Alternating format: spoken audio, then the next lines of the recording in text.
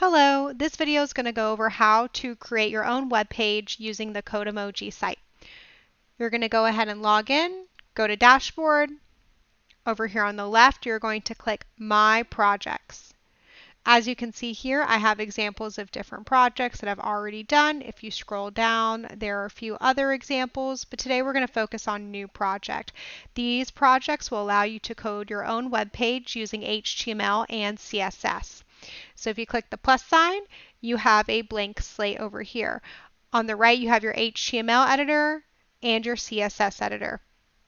Over here on the bottom, you have a couple different buttons. You can change which side your code editor is on. If you'd like it on the left, you can go ahead and change that.